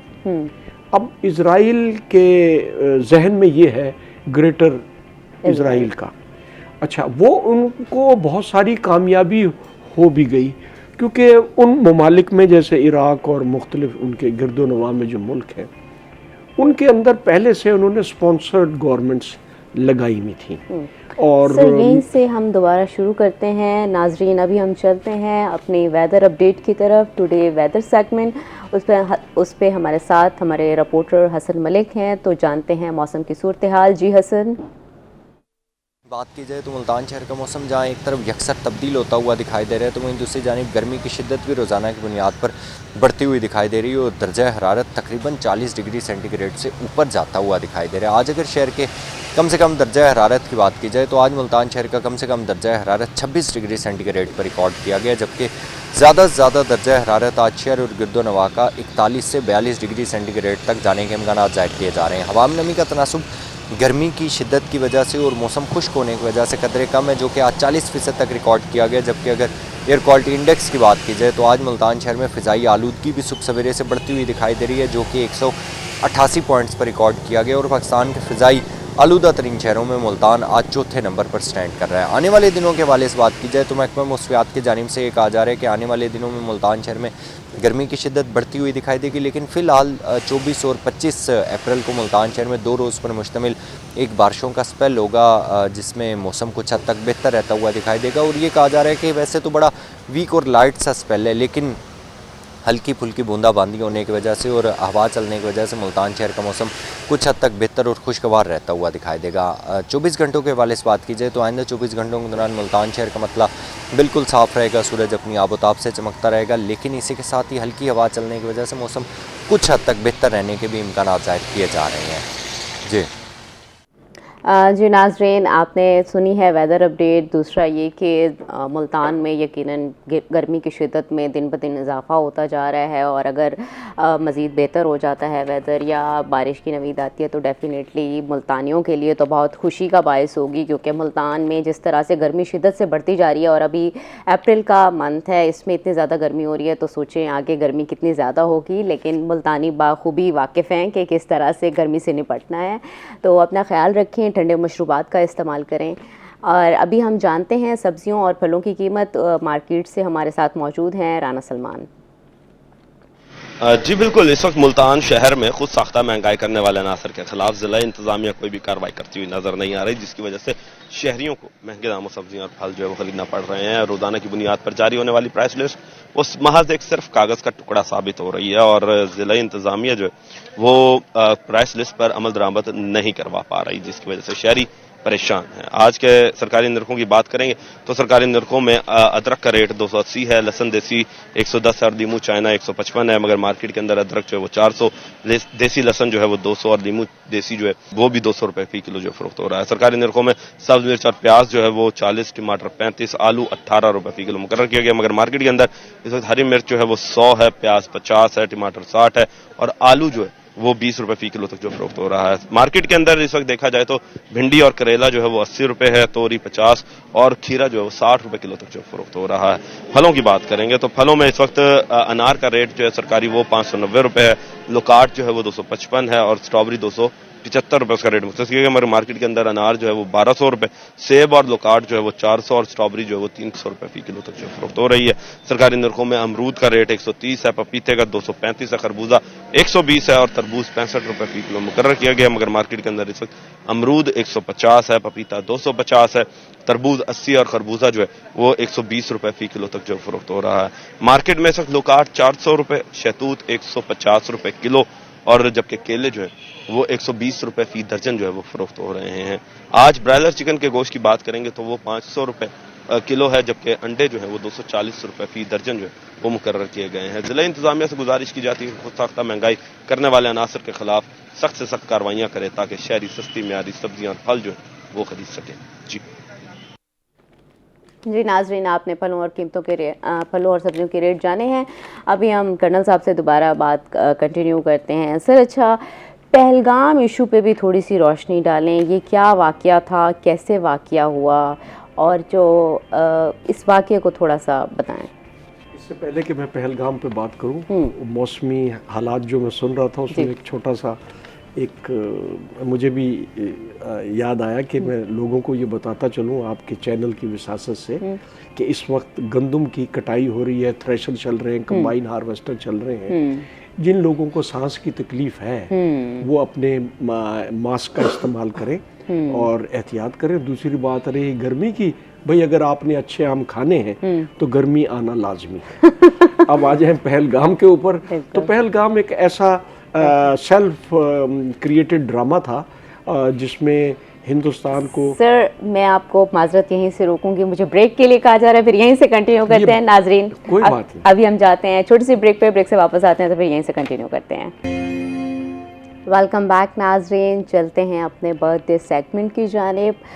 मरियम असलम हमारी न्यूज़ पैनल प्रोड्यूसर हैं, उनको many happy returns of the day. Okay, अच्छा सर, पहलगाम वाक़ये के ऊपर आप बात कर रहे थे, तो मुझे ये बताएं कि जो पहलगाम वाक़या आप इस पे थे कि कैसे हुआ है, क्यों हुआ है, क्या वाक़या था? कश्मीर में एक पॉइंट है टूरिज्म स्पॉट, वहाँ पर लोग जाते हैं और कश्मीर, और जैसे हमारा मरी है, हमारा कश्मीर है, तो यहाँ पर बहुत सारे लोग यहाँ पर अपन मजहबी तो वो नहीं जाते, लेकिन इंडिया के अंदर बहुत सारे ऐसे अब जो मकबूजा कश्मीर है उसमें बहुत सारे ऐसे मकामात हैं जहाँ पर लोग उर्स मनाने या यात्रा करने या वहाँ पर जाते हैं, और उसके बहुत अच्छे स्पॉट्स भी हैं जहाँ पर लोग अपनी वेकेशन स्पेंड करते हैं। तो उसी तरह का ये एक वाक़या है कि बहुत सारे लोग गए हुए थे वहाँ पर, और वहाँ पर 3 से 4 आदमी मुसल्लह अफवाज आए सॉरी, और उन्होंने बड़ी तसल्ली से तकरीबन खासे लोगों को गोली का निशाना बनाया, और बनाने के बाद उसमें कुछ 2-3 बेचारे बाहर के मुल्कों से भी आए हुए थे, वो भी रगड़े में आ गए, और जब वो बड़ी तसल्ली से काम करके भाग गए, और फिर उसके बाद आधे घंटे के बाद पुलिस आई। जबकि ऐसे जब गैदरिंग हो रही होती है तो आप पहले से सिक्योरिटी अरेंजमेंट करके रखते हैं, लेकिन उस दिन साफ जो हमें मुख्तलिफ चैनल से हमने लोगों की, क्योंकि हमें बीइंग ए आर्मी ऑफिसर हमें भी बहुत सारी चीज़ों की ट्रेनिंग होती है, हम बॉडी रिस्पॉन्स, साइकोलॉजिकल रिस्पॉन्स, और जो वहाँ के हालात नज़र आ रहे होते हैं कैमरे से, उससे बखूबी हम अंदाज़ा लगा लेते हैं कि ये किसी का ये कह देना कि जी पाकिस्तान ने नहीं, वो इन्होंने खुद ही किया, और इससे पहले इन्होंने समझौता एक्सप्रेस में भी किया और मुख्तलिफ इलाकों में कश्मीर में किया, हमारे ऊपर इल्ज़ाम लगाने के लिए या हमारे ख़िलाफ़ एक मुसल्ला जंग थोपने के लिए। तो जैसे आपने देखा कि पिछली दफ़ा भी उन्होंने जो हमारे बालाकोट के अंदर आए उनके जहाज़, और उन्होंने 2 दरख्त हमारे और एक कौवे को मार दिया, और उसके बाद कहा जी कि ये हमने टेररिस्ट कैंप्स के ऊपर अटैक किया है, जबकि वो बिल्कुल झूठ था। लेकिन पाकिस्तान ने जिस तरीके से उसकी रिस्पांस दी, तो वो मेरा ख्याल है उनको इंडियंस को तसल्ली हो गई, और इसके बाद और भी उन्होंने 1-2 इवेंट किए। फिर आपने पता ही है कि उनके 5 राफेल और SU जहाज़ गिराए, और उसके अंदर प्रेसिडेंट ट्रंप ने 5 से 7 कर दिए, 7 से 9 कर दिए, 9 से 12 कर दिए, जो उनके जहन में आया। जो हमने अटैक किया उसके अंदर 5 जहाज़ थे, एक हेलीकॉप्टर था। तो कहने का मकसद ये है कि वो अब जैसे बॉम्बे में हुआ था, ताजमहल उनका होटल था, वो भी एक बहुत बड़ा ड्रामा किया था उन्होंने, और उसके बाद उन्होंने बहुत सारी कैंपेन चलाई, और उसके अंदर उनके साथ बहुत सारे मुल्क पहले से तैयार होते हैं जो हमारे ऊपर मुख्तलिफ किस्म की पाबंदियाँ, सैंक्शंस लगाते हैं। लेकिन अल्लाह का शुक्र है कि अब जो लास्ट इवेंट हुआ था जिसमें उनकी एयरफोर्स को काफ़ी नुकसान हुआ, अब मेरे ख्याल इंडिया जो है वो पहलगाम जैसे या बाकी जैसे इश्यूज हुए हैं उससे इज्तनाब बरतेगा। और हमने अब वक्त के साथ साथ जो नई टेक्नोलॉजी हासिल कर ली है वो इंडिया को भी बैकफुट पे डाल दिया है, और हमारे जो पायलट हैं या हमारी जो मुसल्लह अफवाज है या हमारी नेवी जो है वो लगातार एक नई जिद्दत इख्तियार करती चली जा रही है। आपको पता है कि हिंदुस्तान का और इजराइल का कोई एतबार नहीं है, सारी आपके सामने है, इसलिए हमें हर वक्त तैयार रहना चाहिए।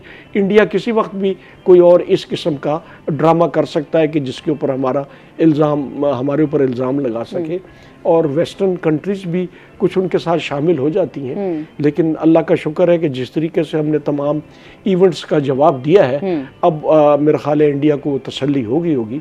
लेकिन एक ख़तरा जो हमें अभी महसूस हो रहा है वो ये है कि जो कुछ इजराइल कर रहा है, और जिस तरीके से इंडिया ने जंग शुरू होने से पहले वहाँ पर जिस तरह का वादे वईद किए या जो प्रोग्राम उन्होंने बनाया, उससे ये लगता है कि ये कहीं दोनों मिलके हमारे ऊपर कोई एक नया अटैक ना कर दें। लेकिन अल्लाह का शुक्र है कि उसके ऊपर हमारे जो हमारे स्ट्रेटेजिक इदारे हैं उनके ऊपर वो ब्रेनस्टॉर्मिंग कर रहे हैं, और उसके ऊपर वॉर गेमिंग हो रही है। तो हम इंशाल्लाह निपटने के लिए तैयार हैं। और ये जो झटका लगा है अभी ईरान में, इजराइल को भी और अमेरिकन इंटरेस्ट का भी GCC कंट्रीज़ में, तो मेरा ख्याल है उनको काफ़ी सोच समझ के आना पड़ेगा पाकिस्तान की तरफ। अब तो हम पूरी तरीके से कोशिश कर रहे हैं, क्योंकि ईरान से भी हमारे ताल्लुकात अच्छे हैं, गल्फ़ कंट्रीज से भी अच्छे हैं, और अमेरिका से भी अच्छे हैं, चाइना से भी, रशिया से भी अच्छे हैं। तो जो रोल हम प्ले कर रहे हैं मेरा ख्याल है इससे बेहतर रोल कोई प्ले नहीं कर सकता। और इजराइल और अमेरिका को चाहिए कि इसका पूरा फ़ायदा उठाए। जिस तरीके से ये एयर ब्लॉकेड, ये स्टेट ऑफ हॉर्मुज़ का ब्लॉकेड चल रहा है, इससे अमेरिका की भी, वेस्टर्न कंट्रीज़ की भी, हमारे पूरे एशिया में, गल्फ कंट्रीज़ में पूरा मईशत का जो निज़ाम है ना, वो बिल्कुल हिल के रह गया है। अब हमें नहीं समझ आता कि भाई इनको आखिर इस तरह का ये क्यों कर रहे हैं, जहाँ पर इन्होंने हमेशा जीसीस कंट्रीज़ में, गल्फ कंट्रीज़ में, बाकी कंट्रीज़ में, ऑयल प्रोड्यूसिंग कंट्रीज़ में जो इन्होंने वो अपना एक वॉर इंडस्ट्री का सिलसिला चलाया हुआ है, हथियार बेचने का, वो इनको खुद ही ये नुकसान होगा। अब तो इनका जो हमारे ये अरब भाई हैं, उन्होंने अब मेरा ख्याल है, मुझे तो ये लगता है कि उन्होंने अब ये फैसला कर लिया है कि हमारा दिफा अमेरिकन से नहीं कर सकते, इसलिए हमारी सऊदी अरेबिया ने हमसे इमदाद भी मांगी है। और हम पहले भी मैं खुद भी सऊदी अरेबिया में 3 साल रहा हूँ, इजराइल के बॉर्डर के साथ तबूक में हम होते थे। तो बहरहाल खतरे तो हर तरफ से चलते रहते हैं, कोई ना कोई इस तरह की चीज़ होती रहती है, पर अपने आप को तैयार रखना चाहिए। और दुश्मन की जो इंटेंशंस हैं, चाहे वो कोई भी हो, उसके बारे में जो ये हमारे इंटेलिजेंस इदारे हैं, वो इस चीज़ में दिन रात अपने आप को मसरूफ़ रखते हैं कि जी इंफॉर्मेशन कलेक्ट की जाए कि इस वक्त दुश्मन के मुल्क में क्या प्लानिंग चल रही है। और यही एक तरीक़ाकार है कि अपने आप को अगले उसके लिए तैयार रखे बंदा। और पाकिस्तान ने पिछले 77-78 साल में बखूबी इंडिया को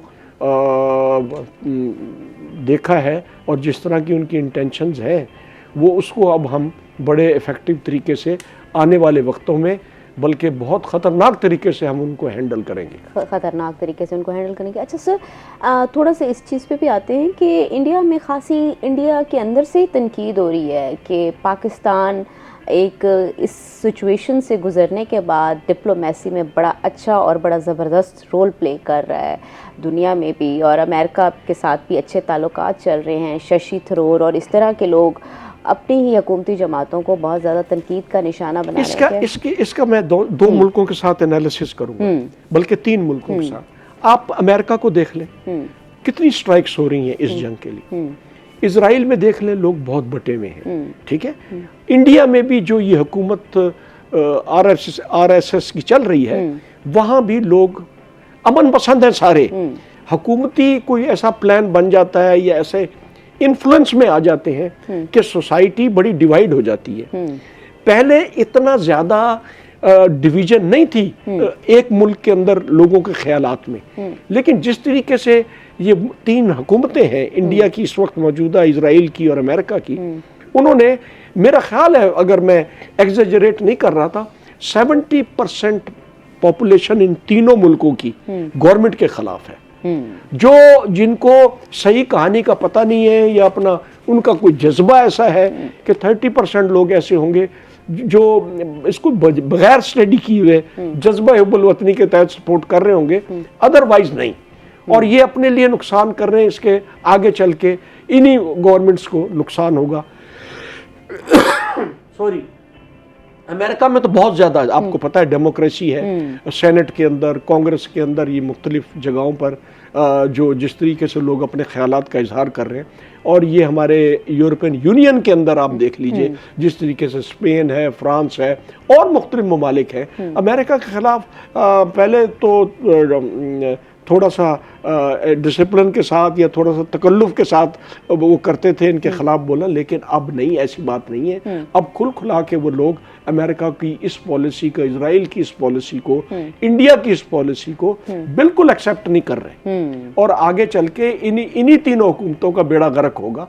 आप देख लीजिए, पता नहीं मैं गलत कह रहा हूँ या सही कह रहा हूँ, कि जो कुछ ट्रंप ने अपनी पार्टी के साथ, एक डेमोक्रेट है, दूसरी कांग्रेस, ये वो है रिपब्लिकन, इन रिपब्लिकन्स को अगले 10 साल तक हुकूमत नहीं मिलेगी अमेरिका में, जो हशर ट्रंप ने अपनी पार्टी का कर दिया, और उनकी मेयर की जानिब से भी खासी तनकीद। और यही मैं इसका भी बता रहा हूँ, जो आपने सवाल किया था ये जो मोदी की गवर्नमेंट है ये आगे चल के ये बर्बाद होगी, बहुत ज्यादा नुकसान होगा तो सर और लोग इसको हेट करने लग जाएंगे। ये जो वाकया इल्जामात थे वाकये पहलगाम वाले, तो ये क्या एक सियासी बयानिया बनाने की उनकी तरफ से कोशिश की गई थी जो बुरी तरह नाकाम हुआ है? नहीं, इसका जो मेन मकसद था ना कि पाकिस्तान को एक टेररिस्ट स्टेट डिक्लेयर कराया जाए, उसमें वो कामयाब नहीं हुए।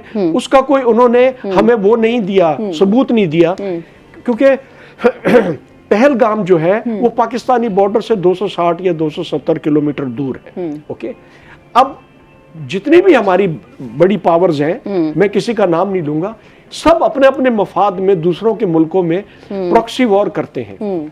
अब इनके ये जो पहलगाम के अंदर जो अटैक हुआ है, यू नेवर नो, रशिया ने कराया हो, चाइना ने कराया हो, अमेरिका ने कराया हो, क्योंकि आसान होता है ना, हम दोनों मिलके क्योंकि बड़ा आसान होता है कि मैं इंडिया का नाम लगा दूं और इंडिया वाले हमारे ऊपर नाम लगा दें।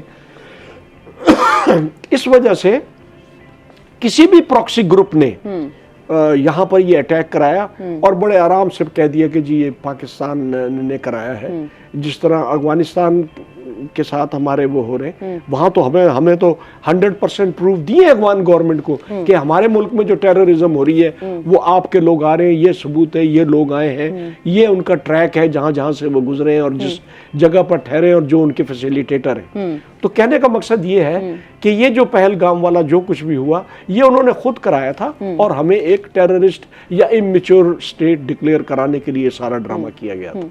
अच्छा सर, यहाँ से कहीं ना कहीं उनकी अपनी नाकामी नहीं नज़र आती कि विदाउट किसी कोई सबूत भी नहीं है, कोई इन्वेस्टिगेशन भी नहीं है, वाकया होने के चंद घंटे के बाद उन्होंने फटाफट पाकिस्तान के ऊपर इल्ज़ाम लगाया, तो यहाँ से तो ये साबित होता है कि उनकी सिक्योरिटी इंटेलिजेंस एजेंसियों की नाकामी है, बहुत बड़ा सिक्योरिटी लैब्स है उनका। होता ये है, आप देखिए हम भी हसास इदारों में काम करते रहे हैं, पब्लिक को सेटिस्फाई करने के लिए या पब्लिक का जो रिबटल होता है या उसके खिलाफ गवर्नमेंट के खिलाफ कि जी आपने हिफाजत नहीं की, आपने पुलिस क्यों नहीं लगाई, ये ना लगाई, उसको ख़त्म करने के लिए या उसको डिस्पेल करने के लिए या उस प्रेशर को ख़त्म करने के लिए कोशिश वो ये करते हैं कि मुल्क के ऊपर इल्ज़ाम लगा दें। तो यही हुआ कि उन्होंने फटाफट इल्ज़ाम लगा दिया और अपने जो सिक्योरिटी लैप्सेस थे, पुलिस थी, गार्ड थी, जो जिसको वहाँ मौजूद होना चाहिए जब इतना बड़ा लोगों की वहाँ टूरिज्म हो रही है, उसको गार्ड करना चाहिए था, वो वहाँ कोई भी नहीं था। बड़े आराम से तसल्ली से वो लोग आए और उन्होंने 60-70 लोगों को मार दिया। सर, ये कैसे मुमकिन हो सकता है कि एक ऐसा टूरिस्ट प्लेस है जिसके ऊपर इतने लोग आते हैं और वहाँ पर सिक्योरिटी मौजूद ना हो?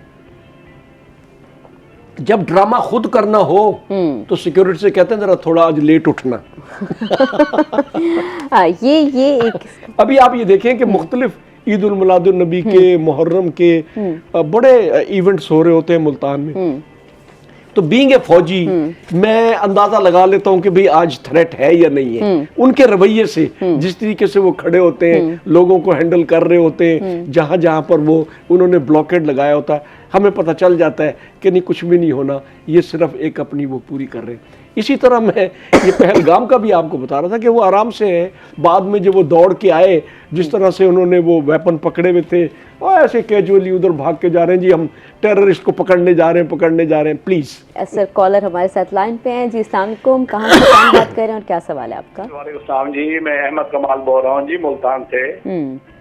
मेरा करना सबसे सवाल है कि ट्रंप साहब ने पाक भारत जंग रुकवाई और शहबाज शरीफ कोशिश कर रहे हैं कि ये जंग रुक जाए, तो ये करना साहब से ये पूछना है कि अगर ये जंग रुक जाती है तो अमन का नोबल अवार्ड शहबाज शरीफ को मिले या ट्रंप को मिलना चाहिए?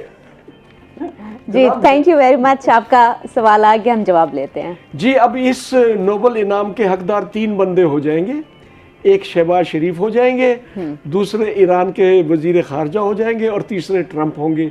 ये तीनों के बीच में ये डिवाइड होगा।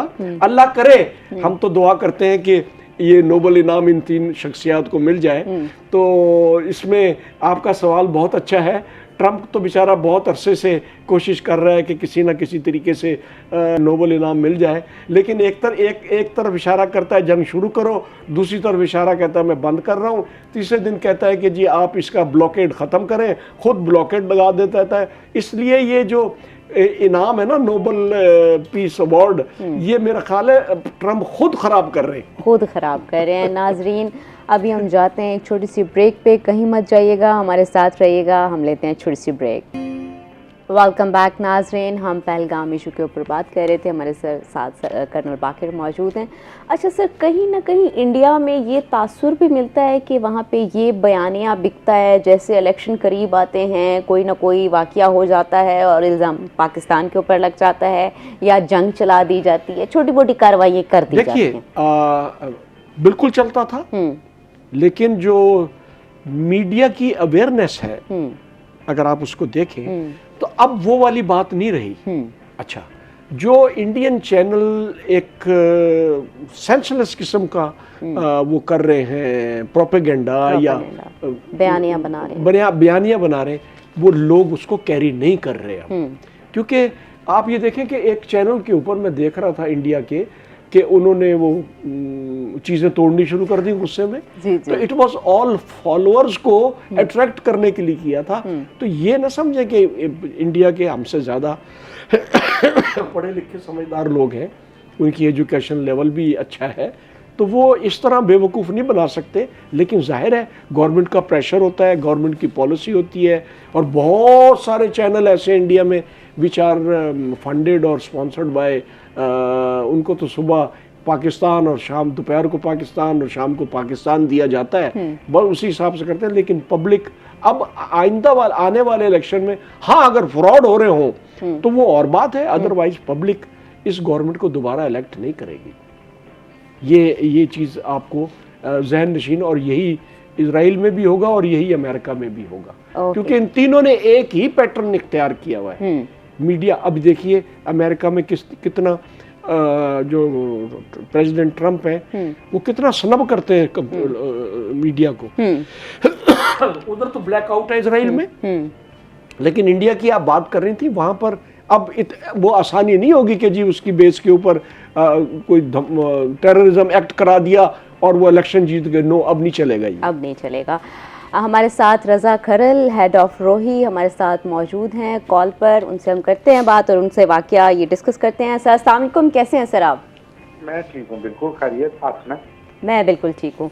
सर, पहलगाम वाक़या हुआ था जिसमें पाकिस्तान के ऊपर बहुत ज़्यादा इल्ज़ामात का सामना पाकिस्तान को करना पड़ा था, इंडिया की तरफ से बहुत ज़्यादा इल्ज़ामात भी लगाए गए थे और दूसरी जानिब किसी इन्वेस्टिगेशन के बगैर इल्ज़ामात लगाए गए और फिर उसके बाद हमने इल्ज़ामात का जवाब भी दिया। तो सर, उसमें आप मीडिया का किरदार किस तरह से देखते हैं और ये वाक़या किस तरह से हुआ, क्या वाक़या था और मीडिया का किरदार कैसा था, पाकिस्तान का भी और इंडिया का, इसके बारे में सर हमें थोड़ा सा आप।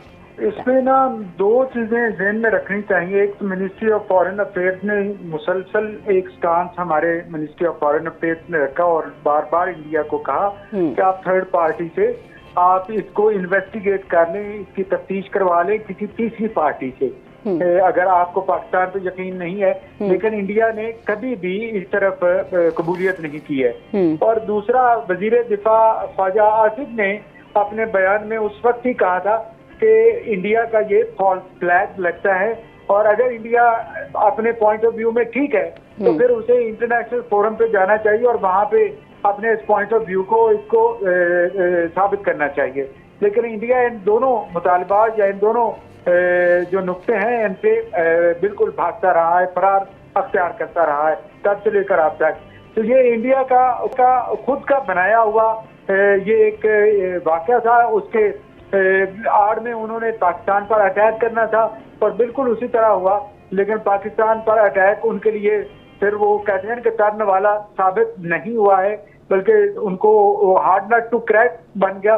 तो इस तरह से पाकिस्तान ने साबित कर दिया। तो ये बारहा, एक बार नहीं, कम से कम 20 से 25 बार मुख्तलिफ फोरम्स पर पाकिस्तान ने इंडिया को ये ऑफर कराई कि थर्ड पार्टी आप मीडिएशन करा लें, इन्वेस्टिगेशन करा लें इस केस की, लेकिन इंडिया नहीं माना। तो इसका मतलब है कि इंडिया का ये फॉल्स फ्लैग था और इसका मकसद बिल्कुल उनका वो निफेरियस या गंदी ज़हनियत थी, जिसका मीडिया का भी उन्होंने भरपूर इस्तेमाल किया इस काम के लिए।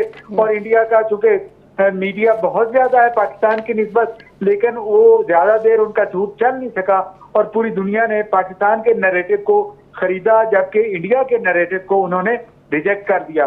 और उसकी बुनियाद यही थी कि इंडिया नुकसान पहुंचाना चाहता था इजहार में, और नुकसान पहुंचाने की कोशिश में उसे खुद शिकस्त हुई, और वो सबके सामने, दुनिया के सामने। अच्छा सर, उस वक्त इलेक्शन पे होने वाले थे। दूसरा ये कहीं ना कहीं तासुर मिल रहा है, ये जो नैरेटिव बनाया गया है, ये जो सियासी बयानिया बनाया गया है, ये इलेक्शन के तनाजुर में बनाया गया है, और ये बयानिया वहाँ पे बिकता भी है शायद।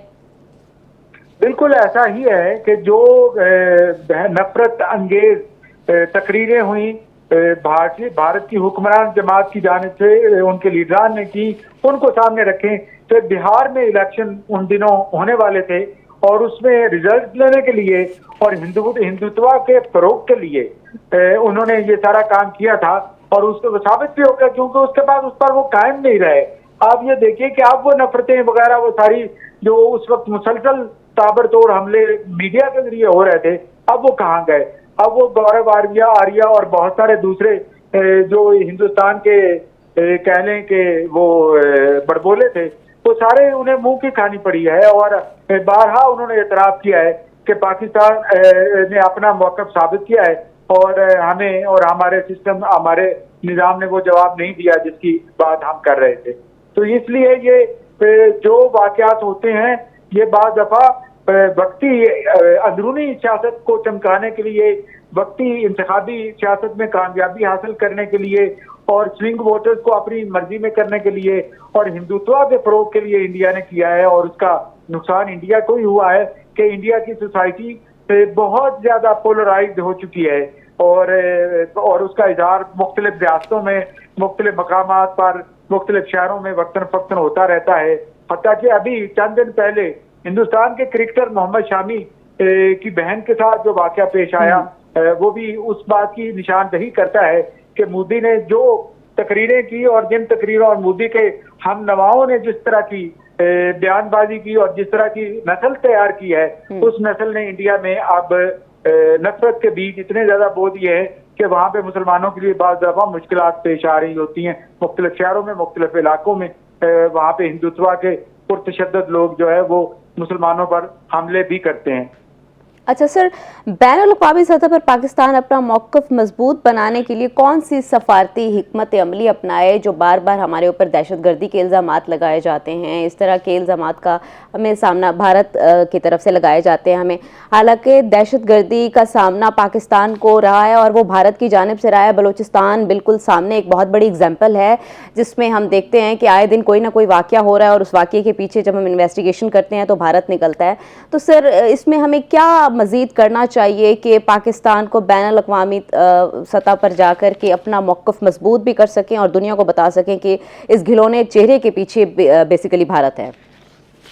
बेसिकली ये कि आपने देखा है कि actions are louder than words, यानी हमने साबित कर दिया कि हमारा मौक़िफ़ ठीक है, और पूरी दुनिया में उस मौक़िफ़ को खरीदा है, बाई किया है। और अब भी हमें यही रखना चाहिए कि उसकी हर बात का जरूरी नहीं कि हम जवाब दें, लेकिन जहां जिस फोरम पे मुनासिब हो, जिस तरह से हमारे फॉरेन ऑफिस के जरिए से यूएनओ में और बाकी मकामात पर पाकिस्तान बेहतरीन तरीके से अपना मौक़िफ़ सामने ला चुका है, और उसकी बिना पर ही अब ये देखिए ना कि हिंदुस्तान तो ये कहता था कि फॉरेन दुनिया जो है उसके साथ है, और वो दुनिया को चाहे वो अपनी वो कहते इशारों पर नचा रहा है, लेकिन वो वक्त ने साबित किया कि ऐसा नहीं है। उसके स्लोगन, तो उसके नारे, वो सारे के सारे खत्म हो गए। अब पाकिस्तान की दुनिया है, और पाकिस्तान यकीनन एक अमन की जानिब गामज़न मुल्क है, और अमन की बात करता है। तो ये पूरा यूरोप आप देखिए, और यूरोपियन लीडरशिप आप देखिए, वो पाकिस्तान के मौक़िफ़ को की तायद करते हैं। हाँ, ये मुख्तलिफ फोरम्स में हमें जरूरी है कि हम फिक्शन के जरिए, लिटरेचर के जरिए, और दूसरा जो हमारा जो फिल्म मीडिया उसके जरिए से भी मौसर तरीके से जवाब दें, ताकि अपनी आवाम को भी कायल करें, और बाहर की दुनिया को भी उस मीडियम के जरिए से, उस मीडिया के जरिए से साबित करें कि इंडिया जो है वो दोरोगोई करता है, झूठ बोलता है, और उस झूठ का नुकसान उसे खुद ही उठाना पड़ता है। पाकिस्तान एक अमन पसंद मुल्क है और अमन के फ़रोग के लिए ही पाकिस्तान हमेशा कोशिशें कर। रज़ा खरल, आपका बहुत बहुत शुक्रिया, आपने अपनी कीमती राय से हमें आगाह किया।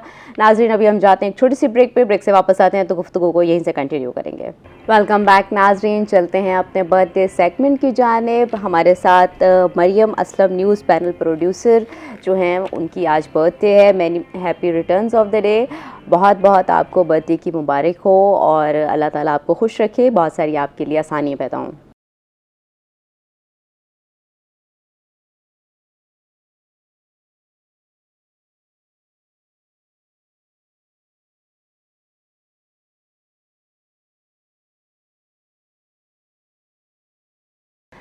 मरियम असलम, आपको बहुत बहुत मुबारक हो बर्थडे की और खुश रहें। अल्लाह ताला आपके लिए आसानियाँ पैदा करें और मज़ीद आपके करियर में ग्रोथ हो। हमारे साथ कर्नल बाकिर मौजूद हैं, इनसे दोबारा गुफ्तगू का आगाज़ करते हैं। सर, अच्छा, ये जो पाकिस्तान के सिक्योरिटी इंटेलिजेंस इदारे हैं, इन इल्ज़ामात का मुस्तर जवाब कैसे दे सकते हैं जो इल्ज़ामात हमारे ऊपर लगाए जाते हैं? फ़िलहाल तो हम अपने ही जो हमारे मुल्क में, बलूचिस्तान में, KPK में और मुख्तलिफ़ इलाक़ों में इतनी ज़्यादा प्रॉक्सी वॉर हो रही है, टेररिज़म हो रही है, हमारी इंटेलिजेंस एजेंसीज़ का ज़्यादातर जो तवज्जो है अपने मुल्क को सेव करने में ख़र्च हो रहा है। लेकिन हमारे और जो इदारे हैं जिनका काम बॉर्डर से बाहर काम करना होता है, वो अपना काम बड़ी तनदेही से कर रहे हैं और हमारे पूरे नेटवर्क मुख्तलिफ ममालिक में मौजूद हैं और वो कलेक्शन ऑफ इंफॉर्मेशन और आने वाले जो उनकी प्लानिंग है, जैसे मैंने पहले भी जिक्र किया, उनका रोल ही यही है कि हम ज़्यादा से ज़्यादा इंडिया या और जैसे अफ़गानिस्तान है या और कोई मुल्क है कि वहाँ पर जो हमारे रिसोर्सेज हैं वो हर वक्त अलर्ट रहते हैं और जो भी हमारे ख़िलाफ़ प्लानिंग बन रही होती है वो हमें पहले से इत्तला हो जाती है। इसी तरीके से अगर आप ये देखें कि जैसे ही कोई हमें अलर्ट मिलता है तो हमारे सारे शहरों में एक रिस्पांस आती है, सबको अलर्ट कर दिया जाता है। तो हमारे जो इंटेलिजेंस इदारे हैं वो काफ़ी इफ़ेक्टिव हैं और उनको बहुत सारे इवेंट्स का पहले से खबर हो जाती है।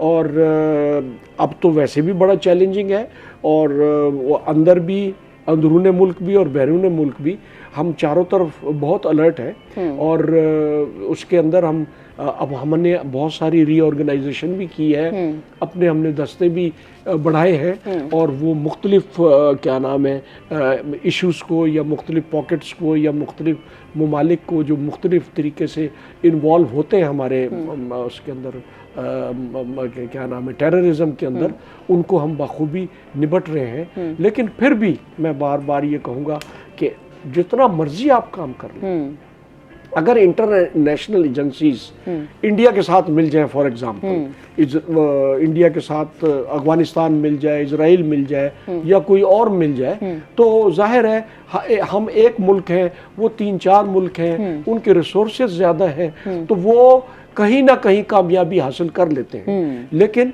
बहुत सारे केसेस ऐसे हैं, अगर पिछले 3-4 साल में आप देखें तो हमारी इंटेलिजेंस एजेंसीज ने अपने आप को इस चैलेंज के लिए तैयार भी किया है और बहुत सारे, अब देखिए अगर आप 100 इवेंट ऑर्गेनाइज कर रहे हैं 100 मुल्क के अंदर और अगर वो 1 या 2 हो जाए तो इसका ये मतलब नहीं है कि वो कमज़ोर हैं। आपने 98 तो न्यूट्रलाइज कर दिए ना, बहुत सारे ग्रुप भी पकड़ लिए, जो फैसिलिटेटर थे वो भी पकड़ लिए, जो फाइनेंसर थे वो भी पकड़ लिए, जो अबेटर थे जो इनको मुख्तलिफ अदालतों से इनको निकलवा लेते थे टेररिज्म को, उनको हमने एड्रेस कर लिया है। और आपको याद है कि आर्मी पब्लिक स्कूल में जो पेशावर में हुआ था, उसके बाद नेशनल एक्शन प्लान हुआ था, उसके ऊपर बहुत सारी जो उसके ऊपर फैसले किए गए थे, उसके ऊपर बड़ा तनदही से, ईमानदारी से उसके ऊपर बहुत सारा अमल दरामद हुआ है। उसमें भी अभी बहुत सारी चीज़ें ऐसी रहती हैं जिसको हमने अभी एड्रेस करना है। लेकिन आपको पता है कि रोज़ाना एक नया चैलेंज होता है। और अब जैसे ईरान और अमेरिका और इजराइल में जंग हो रही है, तो टेररिज्म देखें हमारे मुल्क में कम हुआ है, और इसकी मेन वजह यही है कि इंडिया और इजराइल और अफगानिस्तान आपस में जो एक गेम हमारे मुल्क में खेल रहे थे, हमारा अमन ख़राब कर रहे थे, वो खुद जंग में फंस गए हैं। और सफारती तौर पर हिंदुस्तान को बड़ी शर्मिंदगी हुई है, क्योंकि वो अपने एक बड़ा मुल्क है, लेकिन जो उसने जंग से पहले कुछ दिन पहले इजराइल में जाके हरकत की, उसकी वजह से उसको सिफारती तौर पर काफ़ी नुकसान हुआ। इस वजह से आप ये देखें कि जो टेररिज्म है सॉरी वो जो टेररिज्म है उसके अंदर बहुत सारी और अमेरिका ने भी इन मुल्कों के ऊपर काफ़ी प्रेशर डाला होगा कि भाई पाकिस्तान हमारे लिए बहुत बड़ी सहारा है, हमारे लिए फैसिलिटेशन का काम कर रहा है। ईरान ने भी दबाव डाला होगा, चाहे अफगानिस्तान पे या इंडिया के ऊपर, कि भाई ये बात ठीक नहीं है, हम खुद जो अपने जो तरीक़ाकार है उसको आप ठीक करें, गलत बात है। आज तक आप कोई सबूत तो दे नहीं सके, खुद ही वो करते रहते हैं, ये अच्छी बात। बहरहाल सिफारती तौर पर ये जंग जारी रहती है। अच्छा सर, दूसरी बात ये कि बलूचिस्तान में काफ़ी सारे वाक़यात इंडिया की जानिब से होते हैं, एक पॉइंट ऑफ टेंशन बलूचिस्तान रहता है, ये एक फैक्ट है, हमें मानना पड़ेगा। तो सर उसको सिक्योरिटी एजेंसीज और हमारे जो इंटेलिजेंस है उसको मज़ीद बेहतर बनाने के लिए डेफिनेटली आपका इस इदारे से ताल्लुक़ है, क्या इक़दामात मज़ीद किए जा रहे हैं? इसमें सबसे जो आसान तरीका है, एक तो राब्ता है इंटेलिजेंस एजेंसियों का होना चाहिए, जो वहाँ के सरदार साहिबान हैं, मलक साहिबान हैं, ठीक है। बलूचिस्तान एक बहुत बड़ा एरिया है, हमें KPK में भी चैलेंज है, लेकिन अगर हम एक दफ़ा तमाम लोगों को एक जमहूरी अमल के तहत, एक मोहब्बत और भाईचारे के तहत इन सब के साथ राब्ते में रहें और इनकी मूवमेंट्स के ऊपर पूरी नज़र रखें, तो आपको बहुत ज़्यादा फ़ायदा होगा। लेकिन बात यह है कि जिस तरीके से वो आपस में राब्ता टूट जाता है ना, तो फिर ये शरारत शुरू हो जाती है। कर्नल बाक़िर, आपका बहुत बहुत शुक्रिया, आपने अपनी कीमती राय से हमें आगाह किया। नाजरीन, अभी आपकी होस्ट युसरा बलोच रोही एट 10 से लेती है इजाज़त। फिर मिलेंगे नए मेहमानों के साथ, नए टॉपिक के साथ। तब तक के लिए इजाज़त दीजिए। अल्लाह हाफ़िज़।